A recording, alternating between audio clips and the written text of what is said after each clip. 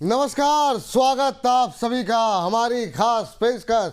छोटे शेयर ऊंची छलांग लंबे समय बाद वापसी कर रहे हैं। जी हाँ, बाजार की जो स्थिति परिस्थितियां बनी हुई थी, ऐसे में हमने कुछ समय के लिए अपने इस खास सेगमेंट को रोका हुआ था।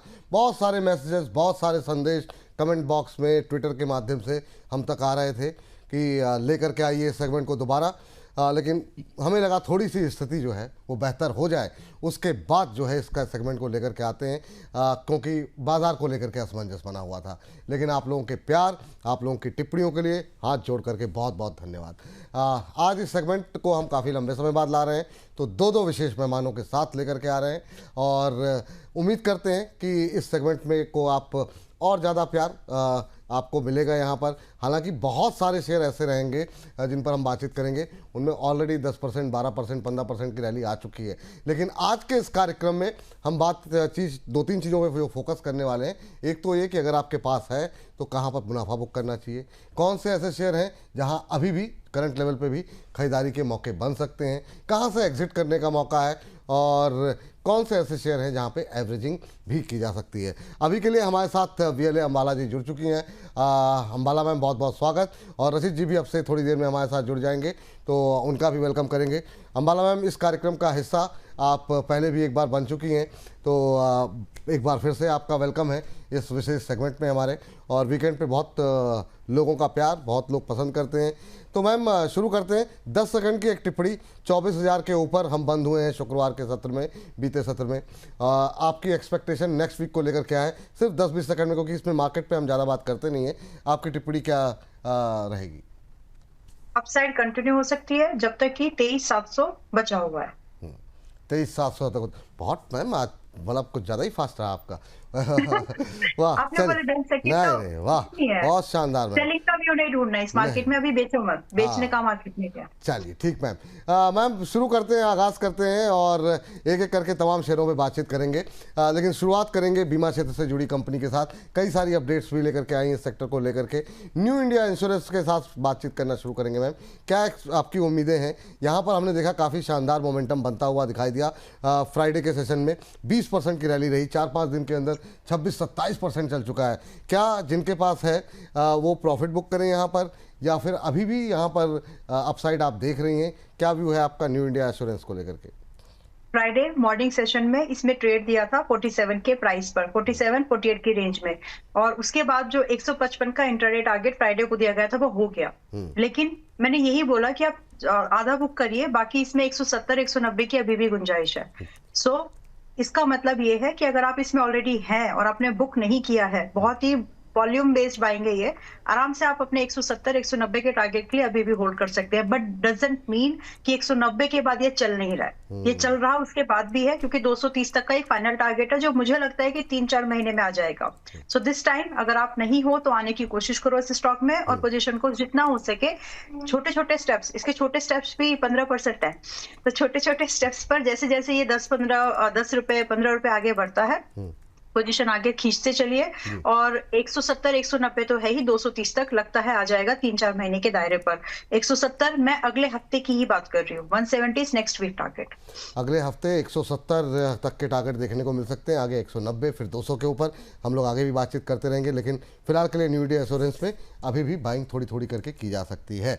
अगली कंपनी पे बातचीत करते हैं, और ये जो है देखिए 155-56 के आसपास का स्तर देखने को मिल रहा है। मैम बैंकों पे अगर बात करें तो कुछ एक बैंक्स जिन्होंने कि हमारे इस छोटे शेयर का हिस्सा रहे हैं, जैसे कैनरा बैंक पे आपकी राय जानना चाहेंगे।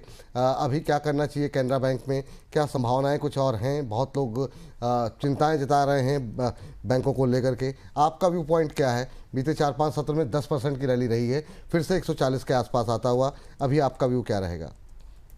ये 10% ही चला है, अभी ज्यादा नहीं चला। इसकी चलने की क्षमता अभी और 30 से 40% की बची हुई है। So if you are planning to buy, 130-140 की रेंज को बाइंग कंसीडर करिए। स्टॉप लॉस अपना अभी का जो लो है आपका मार्च का, पिछले फाइनेंशियल ईयर का मार्च का लो जो बना हुआ है आपका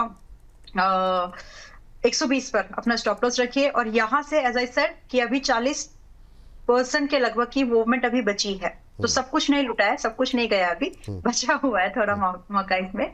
सो when you are buying in 130-140 price range, कोशिश करिए कि आपका एक्सपोजर उतना हो जो कि जनरली आप हमेशा किसी स्टॉक में रखते हैं। ओवर एक्सपोजर नहीं रखना, बस इतना ध्यान जरूर रखना, क्योंकि स्टॉप लॉस है 120 का, हिट हुआ तो अच्छा नुकसान है फिर वो। रही बात टारगेट वाइज, तो अगर आप होल्ड करके चले 160 और 170-75 के टारगेट, 160 और 175 के टारगेट मुझे लगते हैं आ जाएंगे। अब ये छोटे छोटे स्टॉक्स में आपको हमेशा मूवमेंट जो है समझ के ट्रेड करना है।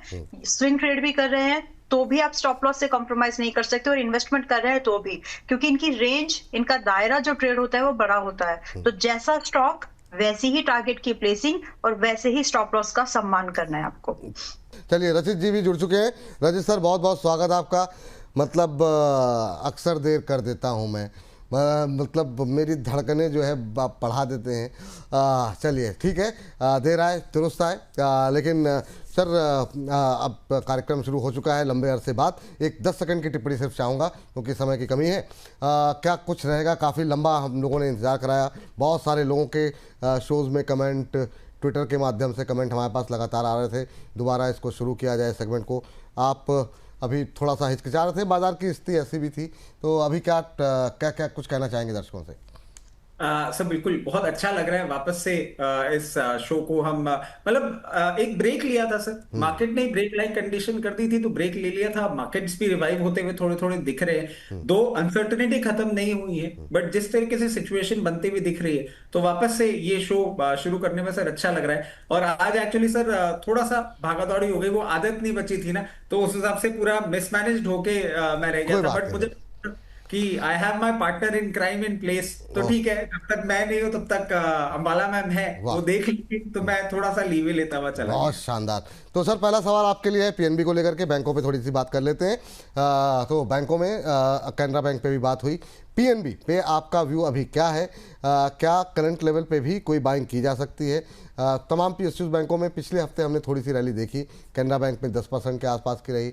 पीएनबी की अगर बात करें तो यहाँ पर भी 7-8% की रैली रही है, 110 के ऊपर ट्रेड करता हुआ।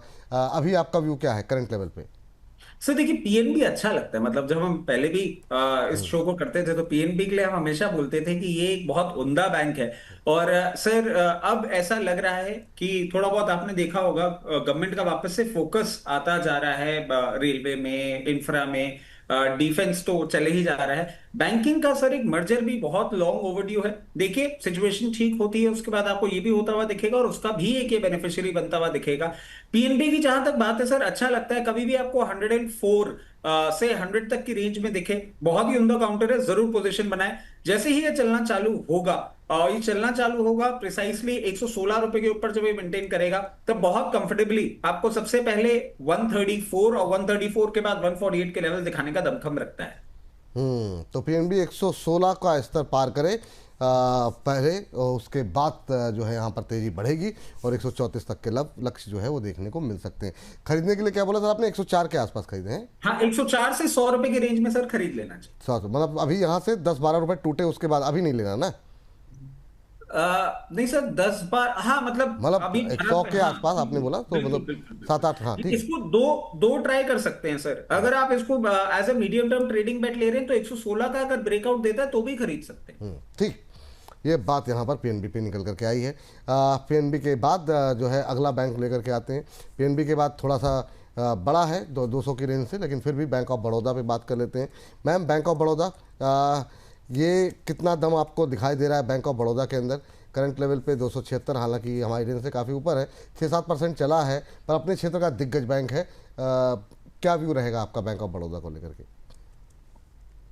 देखिए, अगर आप एक सीरियस इन्वेस्टमेंट प्लान कर रहे हैं, this is the time, it's really not too late. और बाय द टाइम ये बैंकिंग पूरा सेक्टर जब नए हाइस की तरफ जाएगा, वो अपनी रिकवरी कर रहे होंगे इंडेक्स लेवल पर, और ये कम से कम 31% के लगभग के गेन पर होगा। That's the idea about Bank of India. फिलहाल के लिए 275-76 की रेंज में है। There are two ways to handle this, क्योंकि यहाँ से पहले टारगेट समझ लेते हैं, फिर डाउन साइड क्या हो सकता है उसको डिस्कस करेंगे। तो पहले यहाँ से मुझे लग रहा है टारगेट यहाँ पर 320 से 340 का आराम से है टारगेट। और जब हम आज ये बात कर रहे हैं तो ये 276 पर चल रहा है। Now how to handle this movement? थोड़ी वॉलेटिलिटी जो हो सकती है, ऐसा नहीं बोल रही, जो हो सकती है, तो उसके लिए आपकी प्रोविजनिंग इस तरह से करिए।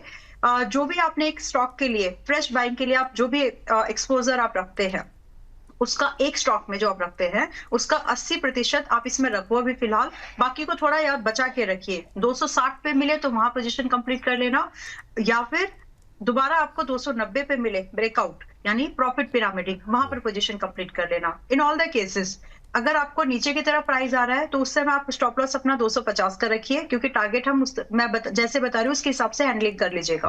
और अगर आपको यहाँ से पहले 290 मिले और इसका मतलब आप प्रॉफिट पिरामिडिंग कर रहे हो तो उस केस में अपना स्टॉप लॉस 260 का रख लीजिए। और टारगेट दोनों ही केसेस में सेम होंगे जो बात किया है 320-340 के। और ज्यादा समय नहीं लग रहा है, मतलब ये टारगेट आने के लिए आप ऐसे भी समझ सकते हैं 6 month is more than enough, लगेगा नहीं उतना। ठीक, ये बात बैंक ऑफ बड़ौदा को लेकर के निकल के आ रही है। 320-330 के लक्ष्य देखने को मिल सकते हैं, लेकिन दोनों तरफ डाउन साइड अप साइड के जो लेवल आपको बताया गया उसका ध्यान रखें। यस बैंक पे आ जाते हैं जरा रशीद सर के पास। यस बैंक पे सर आपका व्यू क्या रहेगा? काफ़ी सारी खबरें रहीं, हम लोगों ने इस पर काफ़ी डिटेल में चर्चा भी की, नहीं चला उस तरीके से, फिर रिकवरी आती हुई दिखाई दे रही है, 19 रुपये के आसपास आ गया है। क्या कोई कोशिश करनी चाहिए? बहुत लोगों की निगाहें रहती हैं ऐसे शेयरों पर जो कि 15-20-30 रुपए की रेंज में रहें। आपकी टिप्पणी क्या होगी यस बैंक को लेकर के? सर रिसेंट टाइम्स में हमने देखा है कुछ न्यूज भी आई है, कुछ एक्विजिशंस भी होते हुए देखे हैं हमने इंडियन बैंक्स के। और यस बैंक के लिए मैं हमेशा से एक ही चीज कह रहा हूं, ये एक्विजिशन कैंडिडेट है, क्लियर केस। जब भी लोअर लेवल पे देखने को मिलता है anywhere in between 17.4 to 18 rupees level बहुत कंफर्टेबल लगता है। ये न्यूज जरूर बिल्डअप होगी सर, और कुछ स्टेक्स तो आप देखिए एक्वायर कुछ परसेंटेज एक्विजिशन होता हुआ आपको देखने को मिल भी रहा है। बिल्कुल जेपी एसोसिएट जैसी स्टोरी आप इसको मान सकते हैं। और जिस तरीके से सिचुएशन बनती हुई दिख रही है, अभी आपको ये हो सकता है एक बार 19 रुपीज 70 पैसे पे थोड़ा सा सप्लाई देखने को मिले। जैसे ही वो क्रॉस करेगा फिर कंफर्टेबली आपको एक अप ट्रेंड में आता हुआ देखने को मिलेगा 21.5 रुपए, और 21.5 रुपए के बाद बहुत कंफर्टेबली ये 24 रुपए तक जाने का दमखम रखता है। चलिए, ये बात है। 19.70 पहला टारगेट, फिर 21.50, उसके बाद फिर अगले हफ्ते कार्यक्रम में रचित जी रहेंगे ही, उनसे थोड़ा और डिस्कस कर लेंगे। अभी के लिए 17.40 रुपये से 18 रुपये में के बीच में खरीदारी करने की सलाह। यस बैंक के बाद लेकर के आते हैं IDFC first bank. IDFC first bank को लेकर के अपडेट्स भी थी कुछ, एक सीबीआई ने कुछ चार्जशीट वगैरह दाखिल की है, लेकिन इन सब के बावजूद जो है 11% के आसपास का अप मूव जो है आईडीएफसी फर्स्ट बैंक के अंदर देखने को मिला है। अम्बाला मैम, आपका view IDFC first bank? Risk लिया जा सकता है और 66 पर है। कल के सेशन पे जब ये क्लोज हो गया तो अब यहाँ से जब आप रिस्क ले रहे हैं तो स्टॉप लॉस नेक टू मतलब बहुत ही छोटा, वैसे छोटा है नहीं लेकिन बहुत ही स्ट्रिक्टली फॉलो करना।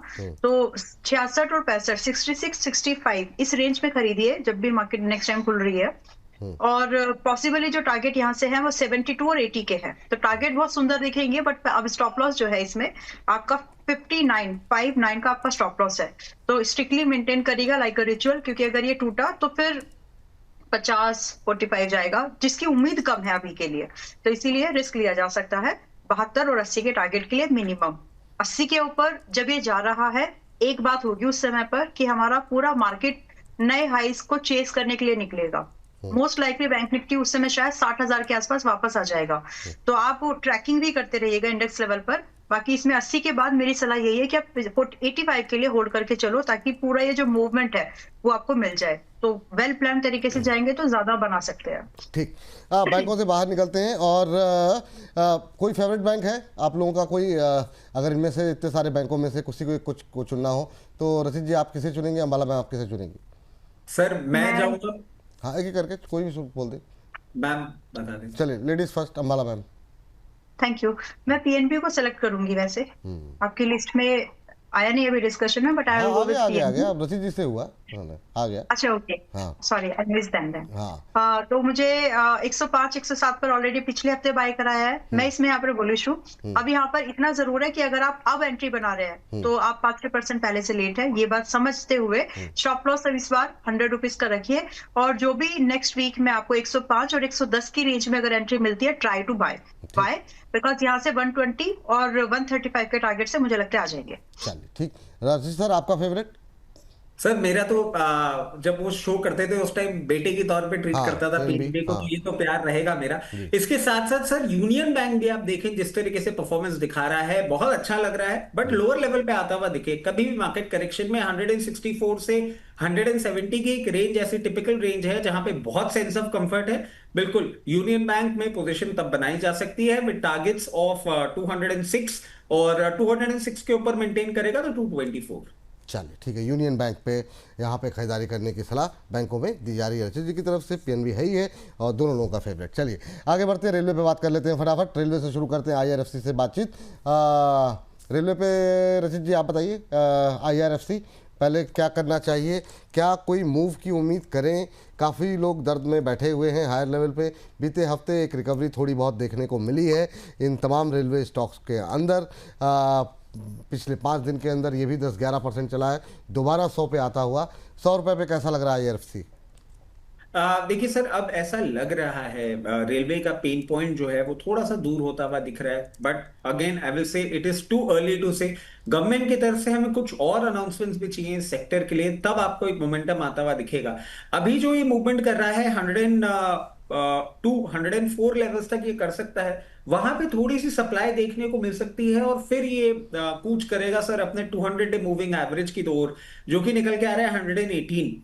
उसके ऊपर sustain movement back by government announcements and good markets आपको ये वापस अभी 100 रुपये पे क्या करें सर, खरीदे कि ना खरीदें? आप बाकी आप अपना बता दीजिए लेवल एक। सर हाँ सर मेरे हिसाब से कभी भी थोड़ा सा कूल ऑफ करे और एक रेंज में मिल जाए आपको 88 से 96, उस रेंज में जरूर पोजीशन बनाई जा सकती है। ठीक, और आगे की लेवल्स आप कंप्लीट कर लीजिए सर, आप बता सर दें। आगे 134 तक भी देखने को मिल सकता है, बट हमें बहुत कॉशियसली देखना होगा कि गवर्नमेंट का एक क्लियर केस दिखने लग जाए पार्टिसिपेशन। चलिए अभी नहीं लेना है, ये मानना है रचित सर का कि 88 रुपये आ जाए, तब उसके बाद लें। अब लोगों का दर्द फिर से बढ़ जाएगा कि फिर से 88 अगर आएगा तो फिर तो मतलब वो थोड़ा सा पेनफुल होगा। और अगर यहाँ से चल गया तो फिर लोग आपसे कहेंगे कि आपने बोला था इसलिए नहीं लिया, तो फिर आप इसके लिए जवाब दीजिएगा। आईआरएफसी के बाद मैम जेडब्ल्यूएल। सर अब मैं एक चीज बोल सकता हूँ, अब तो आदत है मुझे ऐसे जीने की। वाह, बहुत शानदार, बहुत शानदार। क्योंकि अगर रिकवरी आ गई तो फिर मतलब फिर आप क्लेम भी नहीं कर पाएंगे, नहीं मैंने कहा था इस पे खरीदने के लिए, कहेंगे आपने मना कर दिया था कि 88 रुपये पे आ जाए तब खरीदना। मैम जेडब्ल्यूएल। सर मुझे ऐसा क्यों लग रहा है आप जनता की तरफ से ना केस लड़ रहे हैं आईआरएफसी के लिए? सबके लिए मैं तो टिप्पणियाँ आती हैं, मैं तो उनका मतलब माध्यम हूँ, मतलब जो है आप लोगों के पास सही जानकारी, जनता क्या सोच रही है क्या कह रही है। मैम अगली टिप्पणी जेडब्ल्यूएल पे लेते हैं। जुपिटर वैगन, ये रचित सर का भी फेवरेट रहा है, और अभी क्या करना चाहिए करंट लेवल पे? कोई संभावनाएं हैं या यहाँ पे रैली अभी अवॉइड करनी चाहिए? आपकी लिस्ट में है या नहीं है जुपिटर वैगन जेडब्ल्यूएल? है। और कल की मार्केट मतलब नेक्स्ट मार्केट सेशन में अगर आपको जेडब्ल्यूएल दोबारा इसलिए बोल रही हूँ क्योंकि पिछले हफ्ते बाय हुआ था इसमें 245 के भाव पे, तो दोबारा अगर आपको ये मिल रहा है कल फिर नेक्स्ट सेशन में क्लोज टू 260 और 270 इसी रेंज में जिसमें ये क्लोज हुआ है। गैप अप बड़ा हो गया 10-12% का, छोड़ दीजिए, लेकिन अगर ये आपको 250-60 पे मिल जाए, 50 नहीं आएगा लेकिन 260 के आसपास अगर मिल जाए तो आप खरीदारी दोबारा कर सकते हैं। रही बात टारगेट, तो यहाँ से in my opinion you should wait for a little higher target, जो कि मेरी नजर में 310 से पहले नहीं है, तो 310 तो है ही जो आ जाएगा। बाकी अगर आप चाहे तो 350 का भी वेट आराम से करिए। 350 के बाद ये खत्म नहीं हो रहा है। मैं अगर एक थोड़ा सा एक्सटेंडेड, क्योंकि आज हम जब बात कर रहे हैं तो हम उस मार्केट में है जहां पर कुछ ना कुछ बढ़िया इन्वेस्टमेंट अपॉर्चुनिटीज हैं सामने, उसमें से एक ये है। तो अगर आप 310 350 को भी देख के होल्ड कर सकते हो उतने प्रॉफिट को, then you are eligible to कम से कम 400 रुपए तक जाएगा, तो आपको होल्ड करना पड़ेगा if you can make it. बाकी रही बात stop loss, once your entry get triggered, फिलहाल के लिए 240 रुपए का स्टॉप लॉस है। अगर ये हिट हो गया तो दोबारा एंट्री करेंगे, लेकिन कहाँ पे उसके लिए रिव्यू जरूर करवा लीजिएगा। फिलहाल के लिए स्टॉप लॉस टारगेट यही है। आईआरएफसी वैसे एयू के व्यूअर्स के पास में 94 के भाव से पहले से है, पिछले हफ्ते खरीदा था ये आईआरएफसी एंड आईआरसीटीसी। अभी क्या करें मैम? अभी खरीद सकते हैं, मैं मुझे लगता है खरीद सकते हैं। आईआरसीटीसी आईआरएफसी खरीद सकते हैं। चलिए ठीक है, अम्बाला जी कह रही हैं अभी भी खरीद सकते हैं, और सर कह रहे हैं थोड़ा सा नीचे आ जाए, कूल ऑफ हो जाए, उसके बाद लीजिए, वो ज़्यादा बेहतर बार्गेन करने के पर बाद। मुझे ऐसा क्यों लग रहा है हाँ, पास्ट परफॉर्मेंस देखते हुए कि अगर मैम ने बोल दिया है तो आईआरएफसी में भी खरीद ही लीजिएगा, अगर मेरे लेवल आते हैं तो और खरीद लीजिएगा, स्टैगर्ड मैनर में बाइंग कर लीजिएगा।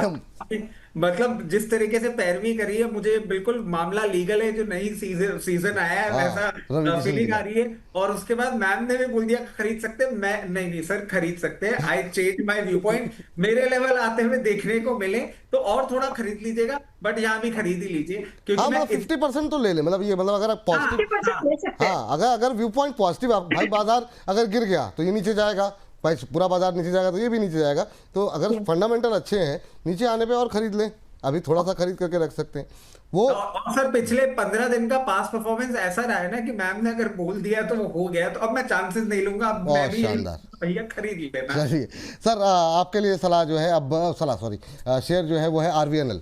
आरवीएनएल में थोड़ा सा हमारी रेंज के बाहर का है, लेकिन फिर भी चूंकि रेलवे में बात हो रही है और रेलवे में थोड़ा सा रिकवरी आई है और काफ़ी लोग बात कर रहे हैं, काफ़ी लोगों की क्वेरीज हैं, कई सारे सवाल हम ले नहीं पाते हैं, तो आरवीएनएल पे आपका व्यू अभी क्या होगा करंट लेवल पे 275 के आसपास? ये भी 7-8% की एक रिकवरी आई है यहाँ पर एक हफ्ते के अंदर। सर आरबीएनएल को आप ऐसे भी देखिए, मतलब जब भी इसकी बात होती है मैं हमेशा एक चीज कहता हूं कि ये इंफ्रा और रेलवे दोनों का प्ले है, और इन दोनों का एक बहुत अच्छा कॉम्बिनेशन है। इन लेवल्स पे भी आप देखें तो डिसेंट लगता है। मूवमेंट कब आएगा? 288 के ऊपर सस्टेन करेगा 326। जहां तक बात है खरीदने की, आरबीएनएल जिस तरीके से पोजीशन है, क्योंकि दोनों का प्ले है, मैं कहूंगा यहां पे भी खरीद सकते हैं, और किसी भी मार्केट करेक्शन में अगर आपको लोअर लेवल पे आता हुआ दिखता है अराउंड 248 250 लेवल्स, तो पोजीशन और बढ़ा सकते हैं। यहाँ पे टारगेट क्या बोले सर आपने? सर सबसे पहले इसको थोड़ा सा सप्लाई देखने को मिल सकता है 288 पे। 288 जैसे ही क्रॉस करेगा 326 बहुत कंफर्टेबली, और 326 के बाद अगर मीडियम टर्म के लिए आप मेंटेन करते हैं तो 365 तक भी जा सकता है। चलिए, पहला टारगेट 288 बताया गया है, बाकी के आगे के टारगेट आप नोट डाउन करते रहिए और आगे बढ़ते रहिए। बाकी आपको साइड में हम बार बार कुछ एक टिप्पणियाँ जो सर हमारे एक्सपर्ट्स कर रहे हैं वो हम लगातार आपको दिखाई रहे हैं। आरवीएनएल के बाद जरा फटाफट लेकर के आते हैं इरकॉन। इरकॉन पे मैम अभी आप बात कर रही थी, इरकॉन पे आपका व्यू क्या है करंट लेवल पे? Just a minute. जी, बाय है, और अगर बाय नहीं किया है अभी तक, होल्ड तो है ही। मैं एक एक्यूमुलेशन जोन बताना चाहती हूँ कहां तक खरीद सकते हैं इसको। 136 पर पिछले सेशन में क्लोज हुआ। इन my opinion, my understanding says कि आपको इसको 120 130 के भाव तक खरीदारी करनी चाहिए, क्योंकि आपको वहां पर स्टॉप लॉस मिल जाएगा 110 का, and it's more than enough. Unlikely है, कम चांसेस है कि 110 हिट हो, और इसके लिए आपको जो पॉसिबली टारगेट है, जब आप 125 130 के रेंज में जब आप खरीदारी कर रहे हैं, यानी करंट प्राइस से 1.5-2% डिस्काउंट के बाद, तो आपके लिए पहला टारगेट होगा 155 और दूसरा होगा 170 का, और ये दो ऐसे पॉसिबल टारगेट्स हैं जो आ जाएंगे। इसके बाद नई रैलीज होंगी जिसमें ओवरऑल मार्केट के मोमेंटम्स आएंगे, तब होगा, बट फिलहाल के लिए ये तो इसी के खुद के टारगेट है जो आ जाने चाहिए। सो 155 170 शुड बी टारगेटेड, और रेंज होगी 125 से 130, एसएल 150। ठीक। पूरे रेलवे स्टॉक्स में जो भी हैं, जो बहुत सारे लोग शेयर हमने डिस्कस भी नहीं किए होंगे, उनमें से भी रेलवे का कोई फेवरेट काउंटर? अमाला मैम, आपका सबसे ज़्यादा फेवरेट? चला ही नहीं है, मतलब आईआरसीटीसी को, ये टाइम है आईआरसीटीसी का, मैं इतना ही बोल सकती हूँ। तो आप आईआरसीटीसी को देखिए और जेडब्ल्यूएल को देखिए, ये दो ऐसे काउंटर है, one is like catering and one is like making that stock, पूरा वो जो बनते हैं। वाह, बहुत शानदार। रचित सर, आपका कोई फेवरेट? सर जेडब्ल्यूएल तो ऑल टाइम है ही, इसके साथ साथ थोड़ा सा क्या, रेंज के बहुत बाहर है, क्योंकि हम रेलवे की बात कर रहे हैं सर। टीटागढ़ रेलवे सिस्टम बहुत अच्छा लग रहा है, जिस तरीके से ये वॉल्यूम बेस्ड बाइंग देखने को मिली और बिल्डअप आ रहा है, ये फर्दर अपमूव के लिए तैयार हो रहा है, और कोई बड़ी बात नहीं है कि 780 से 840 तक के लेवल्स आपको बहुत जल्दी दिखा दे। चलिए, तो टीटागढ़ में भी नई खरीदारी की जा सकती है और यहाँ पर नई तेज़ी संभव यहाँ पर। तो टीटागढ़ हमारी रेंज में नहीं है, लेकिन हाँ, सबको लास्ट में एक मौका मिलेगा हर सेक्टर के, अगर हम लोग सेक्टर वाइज चल पाए तो उसमें आप अपने किसी भी रेंज के शेयर उठा लीजिएगा। चलिए, अगली बातचीत कर लेते हैं। दो शेयर हमने रखे हुए हैं डिफेंस के। पहला जो है एससीआई, किसका नंबर है सर? का ही नंबर है ना? चलिए सर, शिपिंग कॉर्पोरेशन आप ले लीजिए। सर मैम का नंबर है। चलिए, मतलब फेवरेट काउंटर वाली बात थी ना, अच्छा स्टॉक अच्छा। वाइज जो है आपका शिपिंग कॉर्पोरेशन पे सवाल आपसे। अपोलो माइक्रो के चार्ट मैम, आप अपोलो माइक्रो तो नहीं है ना मैम आपके पास? पोर्टफोलियो में हाँ, नो। मतलब आप बोल सकती हैं ना, ठीक है no no. Ma'am. SCI sir, पहले सर रजिस्टर। एससीआई बहुत अच्छा लग रहा है, एक अच्छा ब्रेकआउट के बाद सस्टेन कर रहा है 200 day 50 day moving average. Lower levels पे हम बाइंग की बात कर ही रहे थे। अभी अगर आपने बाइंग नहीं करी है तो 50% बाइंग यहां कर लीजिएगा, 50% बाइंग करिएगा जब कभी भी मार्केट करेक्शन के ट्रैप में आता है और 218 से 224 की रेंज में दिखता है, वहां पे भी आप अपनी बाइंग फर्दर एक्सटेंड कर सकते हैं। जिस तरीके से मोमेंटम दिखा रहा है, हल्का सा 256 लेवल्स पे आपको सप्लाई देखने को मिल सकता है। जैसे ही उस लेवल को ब्रीच करेगा 274 ऑन कार्ड्स। 274 ना, जी जी। 250 से 274 ये टारगेट यहाँ पर देखने को मिल सकते हैं। Ambala ma'am, Apollo micro. अभी भी बाय है, होल्ड है। जो लोग पहले से है, जिन्होंने 195 और 210 तक खरीदा है, अभी भी होल्ड करिए।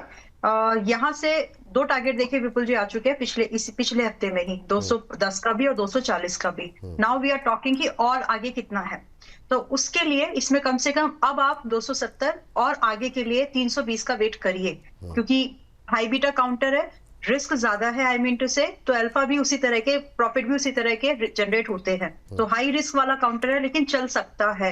और ओवरऑल जो लोग पहले से पोजीशन है, अभी भी मेरी सलाह आपको नहीं है कि आपको प्रॉफिट बुक करना चाहिए। Please do wait for at least 270 and if you can make it up to 320, वो भी ठीक है। रही बात स्टॉप लॉस, खरीदारी के लिए जब आप अगले सेशन में जब आप ढूंढे तो पहले स्टॉप लॉस समझ लें कि आज की डेट में भी स्टॉप लॉस इसका 195 है। ये वो प्राइस है जहां पर हमने मार्च में, अप्रैल में पहली बार इसको खरीदने के लिए रेकमेंड किया था, अप्रैल मंथ में, मतलब वाह। 7-8 दिन पहले, वट अब के लिए जब मार्केट खुल जाए तो कोशिश, जब भी मार्केट खुलती है तो कोशिश करिए कि आपकी बाइंग 225 के आसपास की हो।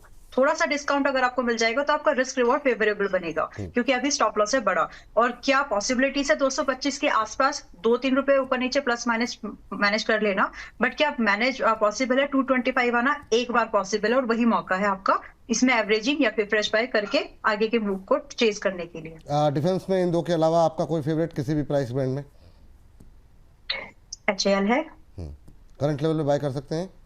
करंट लेवल पर सिर्फ वो जो लोग होल्ड करना चाहते हैं, बिकॉज चलेगा। पहली बात तो ये कि 22, लेकिन 4200 का मेरा पहला टारगेट है और मैंने 3750 के पास में 3,500 पे एंट्री दी है। तो हो सकता है कि, मतलब सारी हमारी वजह से नहीं होती, बट हो सकता है कि लोग यहाँ पर थोड़ा बहुत प्रॉफिट बुकिंग करें, क्योंकि वो टेक्निकल लेवल भी है। तो आप जब खरीद रहे हैं तो आप ऐसे मत इसको शॉर्ट टर्म ट्रेड के तौर पर ना लेके जाएं।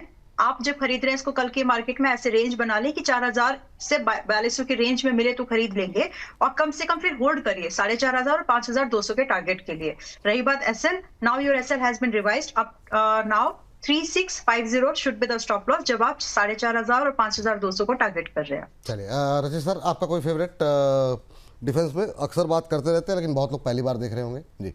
सर डिफेंस में HAL हुआ करता था, बट HAL में तो मैम ने ऐसी हालत कर दी, बच्चे को जो चॉकलेट पसंद आती थी ना उसको लाल मिर्ची खिला दी। अब HAL बोलने में भी डर लगता है।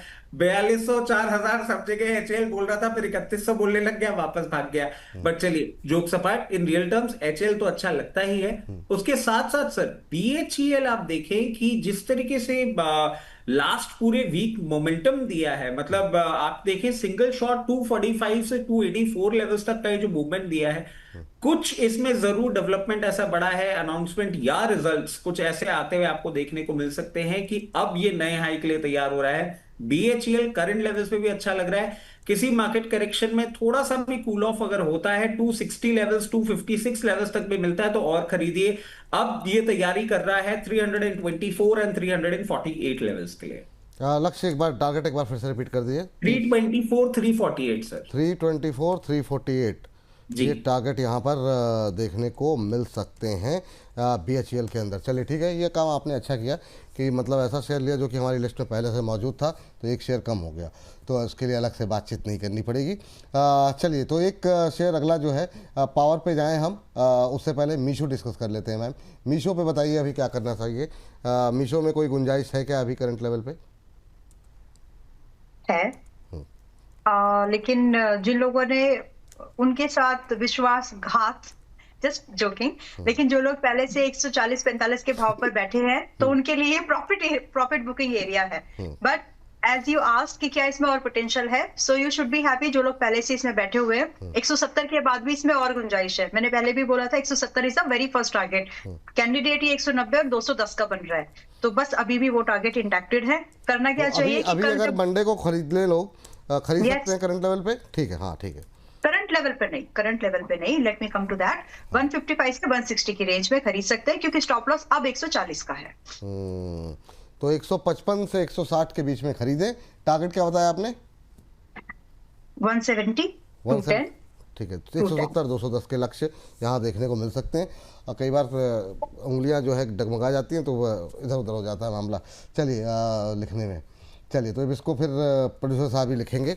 चलिए आगे बढ़ते हैं, हम लोग मीशो से आगे बढ़ते हैं, पावर पे फटाफट आ जाते हैं। पावर पे इरिडा के साथ शुरुआत करना चाहेंगे। रचित सर, इरिडा आपकी टिप्पणी क्या रहेगी? करंट लेवल पे इरिडा पे क्या करना चाहिए? रिकवरी आई है लोअर लेवल से इसमें भी, और आप देखिए बीते 4-5 दिन में 10-15% की रिकवरी है। 124-25 के आसपास अगली रुकावट क्या देख रहे हैं? काफ़ी क्वेरीज आ रही हैं इसको लेकर के। बहुत हायर लेवल पे भी लोग हैं, 20 के लेवल पे भी लोग हैं, इस लेवल पे भी लोग हैं, इसमें हर लेवल पे लोग हैं। क्या टिप्पणी रहेगी इरिडा पे? सर एक बिल्डअप आ रहा है इसमें, और जिस तरीके से आप देखें इस वीक इसने सस्टेन किया है 2-3 ट्रेडिंग सेशन ना अपने 250 डे मूविंग एवरेज के ऊपर सस्टेन किया है। अब ये क्लियर केस जो मोमेंटम दिखा रहा है 141 लेवल्स, और 141 के बाद सर एक बहुत बड़ा एक इसमें पॉइंट है जो हम हमेशा बोल रहे थे पिछले 10 महीने करीब से कि 148 लेवल जब तक नहीं तोड़ेगा तब तक ये ट्रेंड चेंज नहीं होगा। 148 को बहुत क्लियरली नोटिस करेगा। जैसे ही 148, अब तो लेवल्स भी याद हैं सर, जैसे ही 148 क्रॉस करेगा 168 एंड 188 की तैयारी करेगा। हो सकता है 2 से 3 क्वार्टर लगे।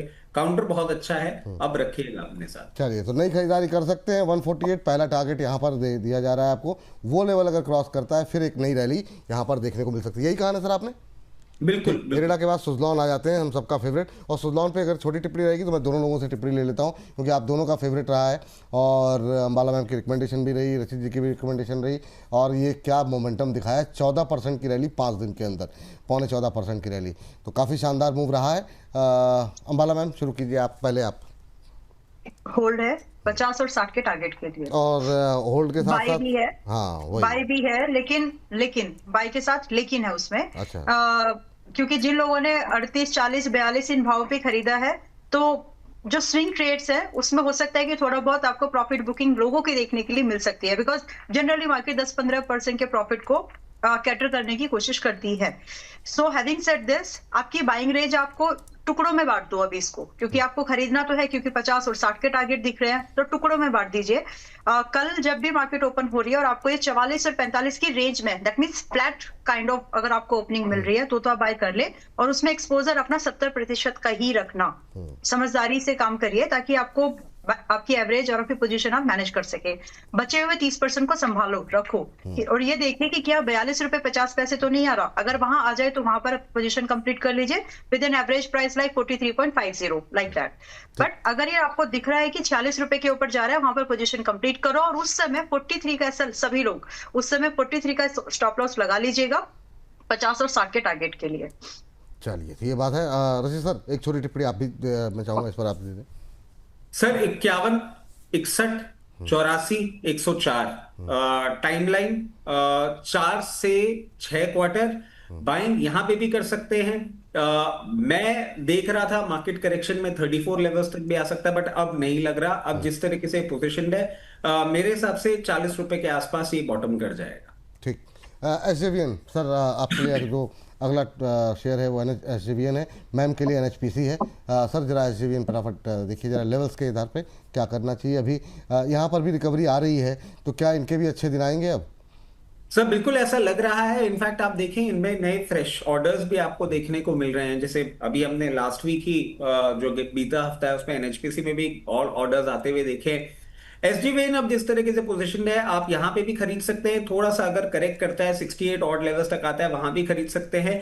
इसका पहला टारगेट जो निकल के आ रहा है 82 निकल के आ रहा है। 82 के ऊपर सस्टेन करने के बाद बहुत कंफर्टेबली आपको आने वाले 1 से 2 क्वार्टर में 94 लेवल्स भी दिखाने का दमखम रखता है।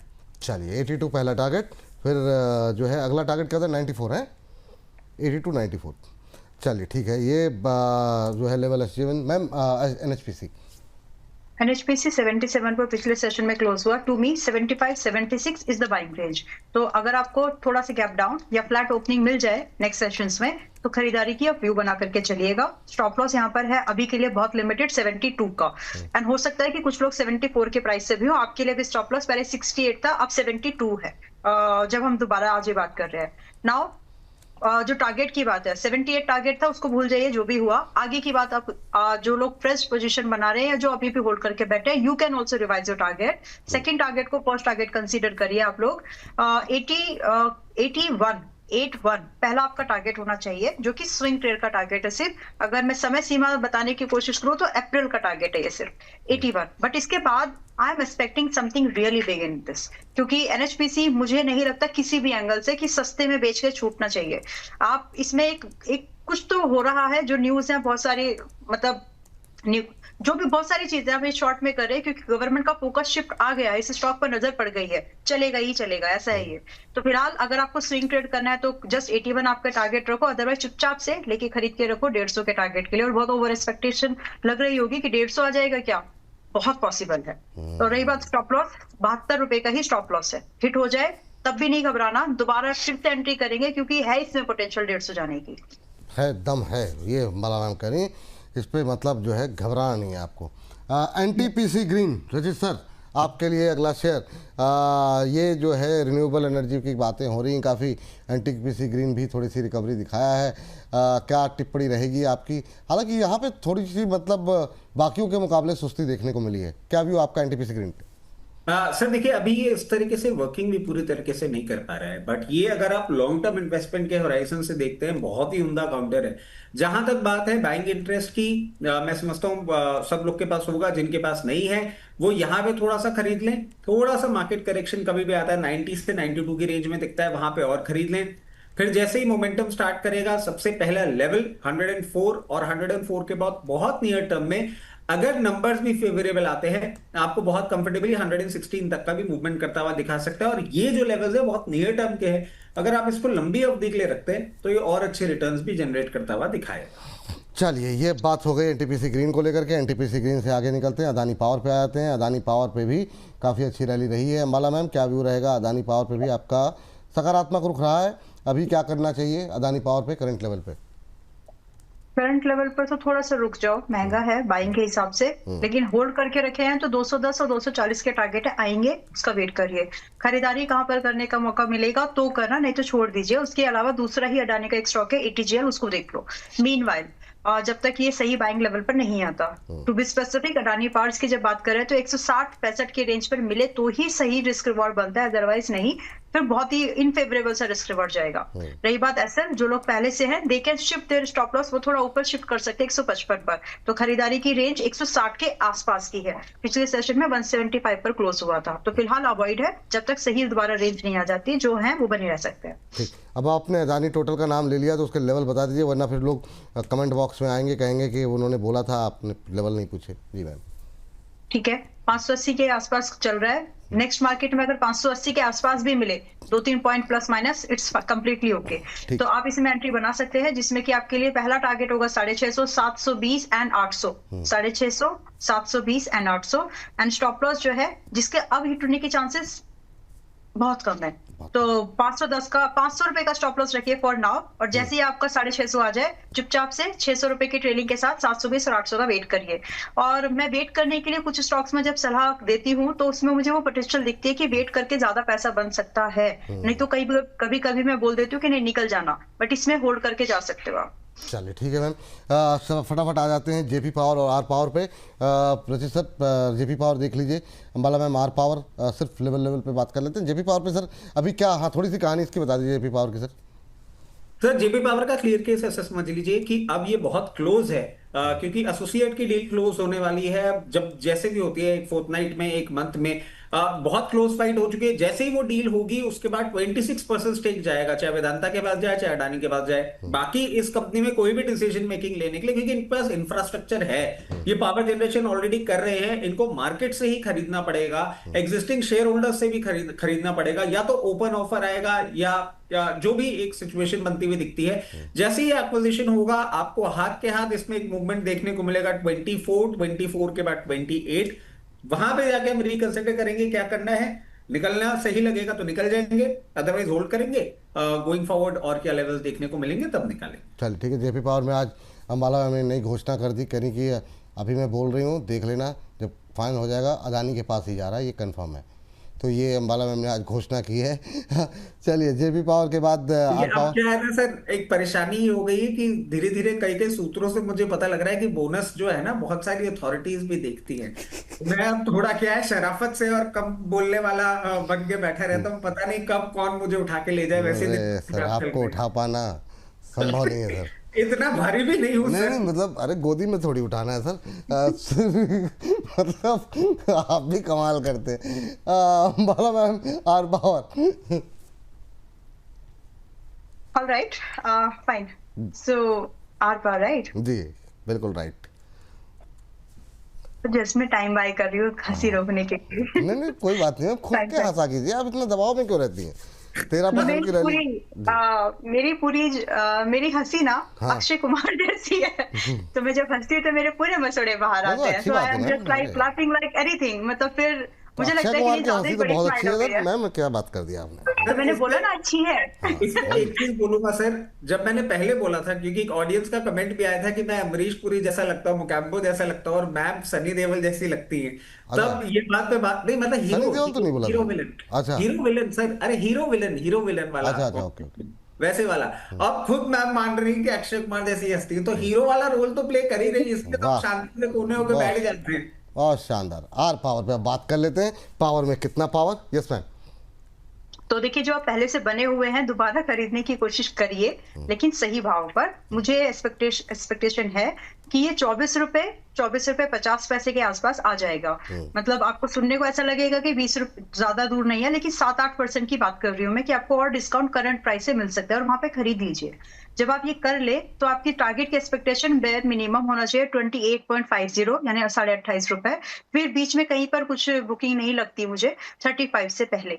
तो खरीदने की जो रेंज है 24.5 रुपए के आसपास। एब्सोल्यूट नंबर की जरूरत नहीं है, आसपास भी आप एक्शन ले सकते हैं। रही बात स्टॉप लॉस, जब आपका एंट्री ट्रिगर हो जाए तो उस समय 21 रुपए का क्लोजिंग बेस पर स्टॉप लॉस जरूर मेंटेन कर लीजिए, क्योंकि आप एक हाई बीटा स्टॉक में आपकी एंट्री बनाने का सोच रहे हो, जो कि ठीक भी है। एनर्जी जब चलेगी, 2 हफ्ते की बात मैंने की थी कि 2 हफ्ते रुकते हैं, कहां पर और खरीदारी करना है, किस भाव पर करना है, डिस्कस करेंगे। तो इंडेक्स लेवल पर एनर्जी सेक्टर में ब्रेकआउट है, तो जो भी बचे कुछ स्टॉक्स हैं वो अब आगे और बढ़ेंगे, उसमें से ये एक है। तो आप 28.5 रुपए और 35 के टारगेट के लिए 24 रुपए 50 पैसे के आसपास की एंट्री बनाने की कोशिश कर सकते हैं। थोड़ा नीचे आ जाए तभी, अभी नहीं खरीद सकते ना?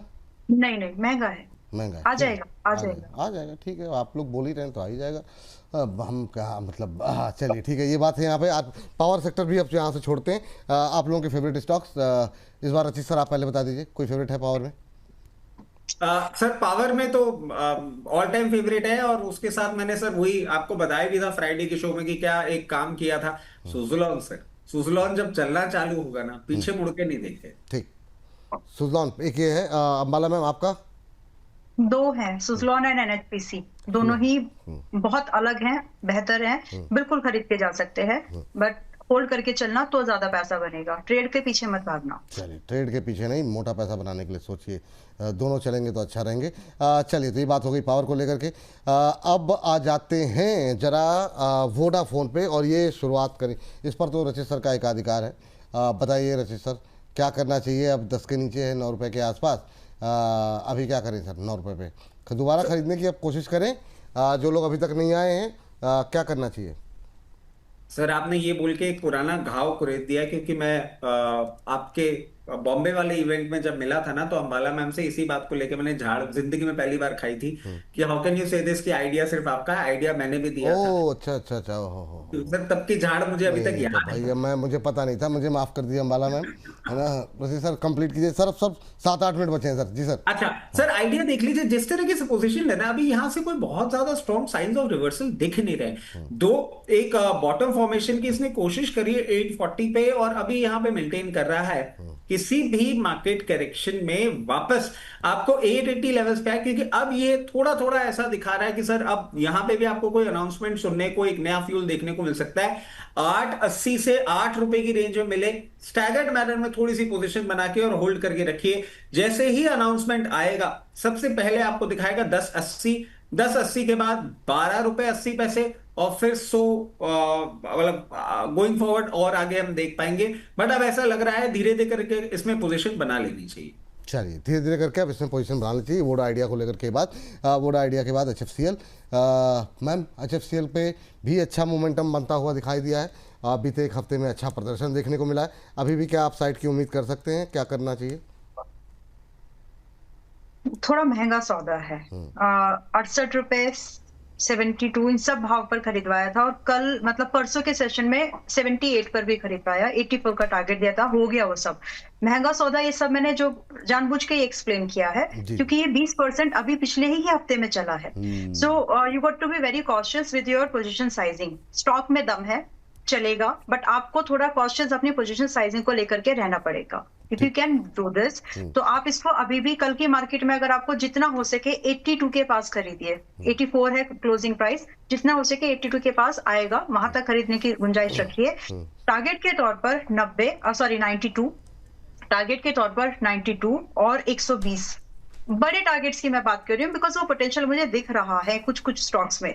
तो 92 के बाद सीधा 120 के लिए आप आराम से इसमें वेट कर सकते हैं। रही बात स्टॉप लॉस, तो जब आप 82 की बाइंग करें, आपका stop loss as of now 70 का रख लीजिएगा, हिट होने की प्रोबेबिलिटी बहुत कम है। और जैसे ही 92 निकल जाए उस समय प्लीज 84 का ट्रेलिंग लगा करके तब सेकंड टारगेट का वेट करिए। हाई बीटा है, मैनेज करना पड़ेगा पोजीशन ठीक से। चलिए ठीक है।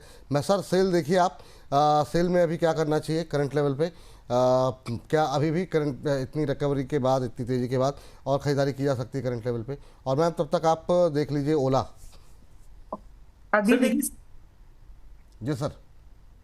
सर सेल पे देखिए, मैं अभी खरीदारी की हिम्मत तो नहीं जुटा पा रहा हूं, लेट मी वेरी ऑनेस्ट। जिस तरीके से भागा है, थोड़ा सा कूल ऑफ करे, और कूल ऑफ करके आपको कहीं ना कहीं एक रेंज में आता हुआ दिखे अराउंड 156 से 144। इसको स्टैगर्ड मैनर में खरीदना है, क्योंकि सर एक चीज कभी नहीं भूलनी है, ये ट्रेडर्स काउंटर नहीं है। ये usually medium to long term investor या लॉन्ग टर्म ट्रेडिंग बेट के तौर पे आप लेना चाहें, उसी टाइप का काउंटर है। तो लोअर रेंज में जब आपको मिले, तब आप इसमें 144 तक बाइंग इंटरेस्ट अपना लेके चलते रहें। जैसे ही रिवर्सल देगा, वापस से 164, 172, 184 ऐसे करके आपको लेवल देता रहेगा। अभी जिनके पास पोजीशन है वो हायर लेवल पे प्रॉफिट बुक करने की कोशिश करें, somewhere in the range of 172 to 76। चलिए ठीक। टाटा स्टील पे भी बात करेंगे सर, अगला काउंटर आप रेडी रखिएगा। तब तक मैम से ओला के बारे में समझ लेते हैं। कब तक खरीदेंगे इसको? कब तक खरीदेंगे, वही तो मतलब पूछ रहे हैं। मतलब इतना शानदार कॉल रही, काफ़ी अच्छा चला, अब कब तक खरीदें? अभी भी खरीद सकते हैं क्या? जी, अगर गलती से टूट गया, मजबूत है अभी भी चलेगा। अगर गलती से टूट गया तो कमर टूटेगी लोगों की, मैं वो बोलना चाहती हूँ। बट फिलहाल लग नहीं रहा है, पहले ये सिर ऊंचा करके ऐसे ही बढ़ता रहेगा, ऐसा लग रहा है फिलहाल के लिए। बट फिलहाल what needs to be done here, मैं ये मुझे बताना पड़ेगा विपुल जी, नहीं तो लोग गलत डिसीजन लेंगे। देखिए 24 रुपए, 25 रुपए, फिर 32 रुपए, इन सभी प्राइस पॉइंट पर ओला इलेक्ट्रिक में आप लोगों को एंट्री दी है, और 40 रुपए का टारगेट था अब तक के लिए जो हिट हो चुका है। सो 50 रुपए की और एक्सपेक्टेशन में रख रही हूँ, जो कि मुझे लग रहा था कि जून तक आएंगे, लेकिन लग रहा है कि बहुत जल्दी आ जाएगा। So if you are already invested, please hold tight. जा सकता है, आराम से जा सकता है। रही बात खरीदना कब तक, कहाँ खरीदना है अभी, तो जब तक अभी ये सस्ता ना हो तब तक मत खरीदो, बहुत महंगा सौदा पड़ सकता है। अगर हो सके तो 37, 38 मिले तो ठीक, नहीं मिले तो प्लीज दूरी बना लो, या फिर दूसरा काम आप कर सकते हैं जो कि उतना भी वाइज नहीं है अगर आपको करना है तो, क्योंकि चलेगा, मुझे लग रहा है ये चलेगा। 50 और 55 भी जाएगा, वैसे उतना तो जा रहा है। रही बात खरीदारी 38 रुपए पर अगर आप करें तो आधी ही करना, अगर जरूरत पड़े तो 41 के ऊपर 44 के 40 रुपीस के पास में दोबारा खरीद लेना, लेकिन आधा ही खरीद के चलो, क्योंकि मैं फिर बोल रही हूँ 60% चला है पिछले 2 हफ्ते के अंदर। चलिए, ये बात यहाँ पर ओला को लेके आ गई। टाटा स्टील जरा समझ लेते हैं फटाफट। Tata steel sir Tata steel जिनके पास है उनको मैं बोलूंगा अभी आपको कुछ ही दिनों में ये 216 से 222 की रेंज दिखाएगा, वहां प्रॉफिट बुक कर लीजिएगा। जिनको नया खरीदना है उनको बोलूंगा अभी थोड़ा सा वेट करें, हायर लेवल से अच्छा मोमेंटम जनरेट करने का जब कूल ऑफ करेगा 188 से 178 10 रुपए की बहुत अच्छी रेंज है, आराम से टेस्ट मैच की तरह खरीदिएगा, फिर रिवर्सल देगा फिर चलेगा तो लोअर लेवल पे खरीदेंगे और हायर लेवल पे प्रॉफिट बुक करेंगे। ठीक। अशोक लेलैंड, संवदना मदरसन, इन दो के आप लेवल्स निकाल करके रखिए सर, क्योंकि अब सिर्फ मैम आपको एक एक्सप्लेनेशन हम थोड़ा सा समय थोड़ा सा 2-4 मिनट में जितने हम कवर कर लेते हैं, कोशिश ये कर लेते हैं कि इसको चलिए अगली कंपनी जो आपके लिए है मैम वो है अर्बन कंपनी और ग्रो। ये दो एक साथ सिर्फ लेवल के साथ डिस्कस करते हैं क्या करना चाहिए, क्योंकि इन दोनों में ही आपकी रिकमेंडेशन रही है। अर्बन कंपनी पर अर्बन कंपनी अभी भी बाय है और टारगेट के लिए यहाँ पर 150, 170, 175 और एक्सटेंडेड हो गया तो 190 तक जा सकता है। सो अगर आप इन्वेस्टेड हैं जल्दी से पोजीशन बुक करने की जरूरत नहीं है, और खरीदा नहीं है तो 130 के पास खरीदारी की जा सकती है। स्टॉप लॉस अभी तक के लिए स्टॉप लॉस जो है वो 110 का है। जैसे ही 150 के ऊपर निकल जाए स्टॉप लॉस 135 पर रख के 170 के टारगेट के लिए 175 के टारगेट के लिए आगे होल्ड कर लेना। चलिए ये बात। और दूसरा आपने पूछा है ग्रो। यस, दूसरा आपने पूछा है ग्रो में अभी एंट्री नहीं बनती, महंगा है। जो लोग हैं वो बने जरूर रह सकते हैं। 210 240 के टारगेट के लिए खरीदारी का मौका मिले तो ही करो, वरना छोड़ दो। दूसरे काउंटर्स हैं, एनएचपीसी है, इससे बेहतर आप 175 के आसपास मिले तो खरीदे, नहीं तो छोड़ दीजिए। फिर बोल रही हूँ रिस्क मैनेज नहीं होगा नहीं तो। ये बात है यहाँ पर। सर आपके पास आते हैं 2 काउंटर जो आपको दिए गए ऑटो इन सैलरी से जी। सर अशोक लेलैंड अब एक क्लियर केस अप ट्रेंड दिखा रहा है, जैसे ही आने वाले वीक में ये 180 के ऊपर सस्टेन करेगा फिर आपको मोमेंटम वापस देखने को मिल जाएगा 214 216 तक के लेवल्स का। जिनके पास नहीं है वो मैं कहूंगा यहाँ पे थोड़ा सा खरीदें, और मार्केट करेक्शन में अगर कूल ऑफ होके, क्योंकि रेंज बड़ी हो गई है इसकी, 164 तक भी आता हो तो आराम से खरीद सकते हैं। वहां एक बहुत स्ट्रॉन्ग सपोर्ट है, उसके ऊपर मेंटेन करेगा, वापस से जैसे रिवर्सल देगा 216 220 तक जा सकता है। संवर्धना मदरसन ये भी बहुत अच्छी तरीके से अब सस्टेन कर रहा है। जिनके पास है बने रहें, बहुत जल्दी आपको 136 तक के भाव देखने को मिल सकते हैं। 136 के ऊपर सस्टेन करेगा तो इस बार ये 148 से 150 तक की रेंज दिखाएगा, और हिस्टोरिकली ऐसा इसने दिखाया है कि रेंज जैसे ही तोड़ता है 1 से 2 दिन में वो लेवल अचीव कर लेता है। अकॉर्डिंगली अपनी पोजीशन मैनेज करिएगा। जिनके पास नहीं है उनको मैं कहूंगा कि यहां पे चाहे तो यहां पे अराउंड 40% खरीद लें, और कभी भी किसी भी मार्केट करेक्शन में वापस आपको 110 से 114 की रेंज में दिखता है, पूरी पोजीशन कंप्लीट कर लीजिएगा। चलिए ये दोनों स्टॉक्स भी हो गए। अब अगले 2 स्टॉक्स जो मैम आपके लिए आए हैं वो हैं विशाल मेगा मार्ट को लेकर के क्या व्यू है आपका, और एनएमडीसी। ये 2 स्टॉक्स आपके लिए हैं 200 रुपये से सस्ते वाले में। क्या रिकवरी दोनों में आ रही है, क्या करना चाहिए सर? तब तक आप बीसीसीएल और फिजिक्स वाला आपका फेवरेट भी रहा है तो आपके हिस्से में बताइए सर क्या करना चाहिए, लेकिन पहले अम्बाला मैम। एनएमडीसी मेरे पोर्टफोलियो में है, नो रिकमेंडेशन। दूसरा विशाल मेगा मार्ट हमारे मेंबर्स के पास 105 रुपए 107 रुपए के भाव से, और आपके पास भी उसी रेंज 110 के आसपास से है। सो यहाँ पर अभी भी ठीक है, एयू के व्यूअर्स के पास तो हाँ, तो 119 का टारगेट है, आराम से होल्ड करो। नहीं खरीदा है खरीद सकते हैं, क्योंकि अभी यहाँ से आपको 119 135 150 के टारगेट विशाल मेगा मार्ट में आते हुए दिख जाएंगे। एंड जो अभी के लिए जो स्टॉप लॉस है वो 100 का है। जैसे ही आपका पहला टारगेट हिट हो जाए स्टॉप लॉस को 110 पर ट्रेल कर लेना। चलिए सर, आपके ऊपर एक और जिम्मेदारी है, आप एनएमडीसी भी आप ही ले लीजिए फिर, है ना। फटाफट तीनों को कवर कर लेते हैं। मैम आप पैराडी फॉस्फेट, जी एंटरटेनमेंट, इन 2 के बारे में मैं चाहूँगा तब तक आप अगर समय बचेगा तो फिर डिस्कस करेंगे। मेरे पास जील भी है। हाँ क्या है? जील भी है, दूसरा दे दीजिए। अच्छा, तो अभी पैराडी फॉस्फेट ही डिस्कस कर लेते हैं फिर, क्योंकि समय जो है मुझे आया कि ज़्यादा समय है नहीं। तो सर आप पहले जरा इन तीनों पे जी। सर एनएमडीसी के लिए सबसे बड़ी रिकमेंडेशन तो यही हो गई कि मैम के पास है, तो बात ही खत्म हो गई कि फिर ये तो चलने वाला है ही। बट जिनके पास नहीं है उनको मैं बोलूंगा कभी भी किसी भी मार्केट करेक्शन में वापस आपको एक रेंज में देखे 78 से 82 वहां बाइंग करिएगा। जब ये चलना चालू होगा प्रॉपर तरीके से, नेक्स्ट लेवल इसके लिए निकल के आ रहा है 90 का, और 90 के ऊपर सस्टेन करने के बाद इस बार ये 96 से 98 की रेंज में भी जा सकता है। अकॉर्डिंगली अपनी पोजीशन मैनेज करें। जी एंटरटेनमेंट के लिए भी सर बात हो गई, क्लियर केस है, और इसके लिए मैं आपको भी कारण भी बताता हूं सर, ये बहुत स्ट्रांगली अपने 50 डे मूविंग एवरेज के आसपास होवर कर रहा है। जैसे ये लेवल तोड़ेगा 98 जाएगा, और 98 के ऊपर सस्टेन करने के बाद इस बार ये 124 तक का मूवमेंट करता हुआ दिखा सकता है। जिनके पास नहीं है वो भी यहां पे पोजीशन बना सकते हैं। Bharat coking coal, time and again I am saying, अभी ये रेंज में रहेगा। इसका लॉक इन पीरियड खत्म होने में आई थिंक 1 से 1.5 महीना और बचा होगा। उसके पहले ये कहां होता है 34 32 कहां, क्योंकि जैसे ही लॉक इन पीरियड खत्म होगा उसके बाद आपको और एक सेलिंग प्रेशर देखने को मिलेगी, और वहां इसका बेस फॉर्मेशन होगा। जिन्होंने मीडियम टर्म के लिए लिखा है लेके रखे रहे, कोई प्रॉब्लम नहीं है। जो अभी इस पे ढूंढ रहे हैं पोजीशन, मैं कहूंगा थोड़ा सा वेट कर लें, या फिर खरीदने का अगर बड़ा मन करे तो कभी भी मार्केट करेक्शन में वापस आपको 30 रुपए के आसपास देखिए पोजीशन बना लीजिएगा। फिजिक्स वाला में भी देख लेते हैं सर, जब आईपीओ आया था हाई लेवल से सेलिंग हुई थी, बट अब यहाँ पे एक बेस फॉर्मेशन ये करता हुआ दिख गया है 78 80 की रेंज में, वहां से एक स्ट्रॉन्ग रिवर्सल दिया है। ये मोमेंटम आपको कंटिन्यू होता हुआ दिखना चाहिए एटलीस्ट टिल 112। मेरे को कोई भी डाउट नहीं दिख रहा है, ये 112 रुपए तक का लेवल आपको बहुत जल्दी दिखा सकता है। जिनके पास है आराम से होल्ड करें, चाहे तो 112 पे अपना पोजीशन बुक करेंगे। 112 के ऊपर मेंटेन करना चालू कर दिया तो 136 की तैयारी करेगा। जिनके पास नहीं है 50% पोजीशन यहां बना लें, कभी करेक्ट करें 92 के लेवल्स पे आए और पोजीशन क्रिएट कर लीजिएगा। चलिए मैम, पैराडी फॉस्फेट सर, मतलब जो है पानी पी लीजिए पहले तो आप। पैराडी फॉस्फेट मैम क्या करना चाहिए, और IFCI अगर समय बचेगा तो, अगर धक्का नहीं मारा गया मुझे तो पैराडी फॉस्फेट पहले। फाइन, अभी चल रहा है 121 पर, इस भाव पे तो नहीं खरीदना है जी, और दोबारा खरीदने के लिए वेट करना चाहिए 110 105 की रेंज का आ जाएगा। ठीक, प्राइस अलर्ट लगाइए, और जब आ जाए तब खरीदने से पूछिएगा, वेट भी मत करना, खरीदारी कर सकते हैं, क्योंकि आपके लिए जो पहला ही टारगेट है वो 135 का है, और उसके बाद दूसरा टारगेट है 165 रुपए का आ जाएंगे। चलिए तो आप आराम से इसमें पोजीशन बना सकते हैं। जब एंट्री ट्रिगर हो जाए तो स्टॉप लॉस उस समय 97 का रख के चलना, फिलहाल नहीं खरीदना है। फिलहाल दूसरा अपना IFCI है, IFCI स्क्रीन पर है 57 रुपए पे।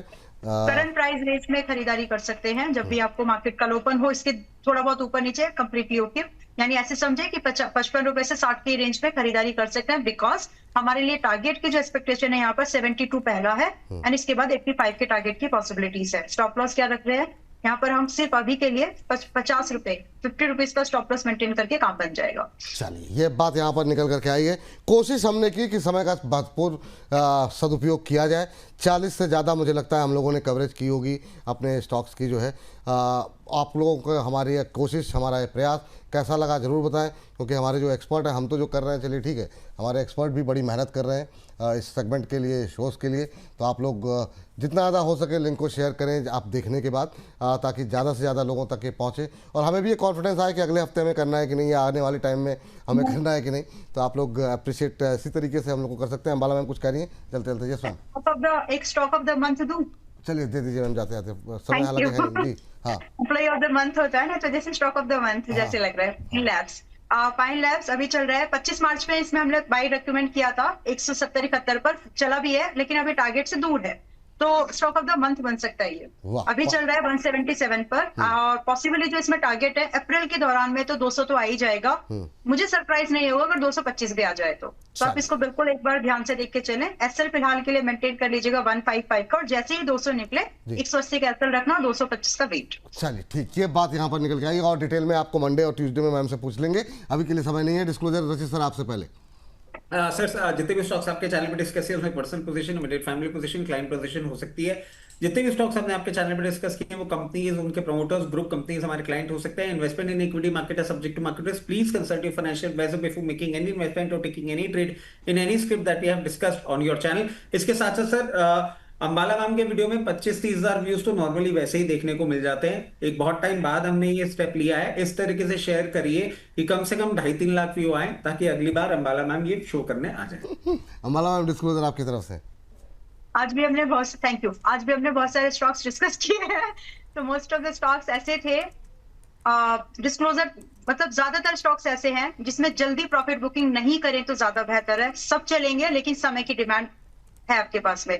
सिंसियरली ये बात बोल रही, जाते जाते होल्ड करोगे तो ट्रेडर से ज्यादा बना लोगे इस बार, ऐसे मोमेंटम में है ये स्टॉक्स। बाकी जिन भी स्टॉक्स में आपको रिकमेंडेशन दी है उनमें से किसी भी स्टॉक में जो रिकमेंड किया गया मेरी कोई पर्सनल होल्डिंग्स नहीं है। जहां है मैंने वहां पर अपने आप को बता दिया कि यहाँ पर मैं नहीं बात कर सकती। बाकी मेंबर्स के पास में जरूर हो सकते हैं, स्मॉल केस का जो हमारा पोर्टफोलियो वहां पर भी हो सकता है हो। And trading and investment both are subject to market risk. SEBI के द्वारा दिया गया लाइसेंस सर्टिफिकेट किसी भी तरह से कोई गारंटी नहीं देता कि पास्ट में जो प्रॉफिट हुआ है फ्यूचर में भी होगा। सो past performance not the guarantee of the future performance. तो इस चीज को ध्यान में रखें। Thanks a lot. बहुत बहुत शुक्रिया मैम, बहुत बहुत शुक्रिया आपका भी सर आज की इस चर्चा में जुड़ने के लिए। और आप लोग जितने लोग हैं वो लोग शेयर करते रहें बिल्कुल, लिंक को ज़्यादा से ज़्यादा लोगों तक पहुंचाइए। अभी के लिए इजाज़त दीजिए और अगले हफ्ते के लिए आना है कि नहीं ये भी बताइए। फिलहाल के लिए नमस्कार।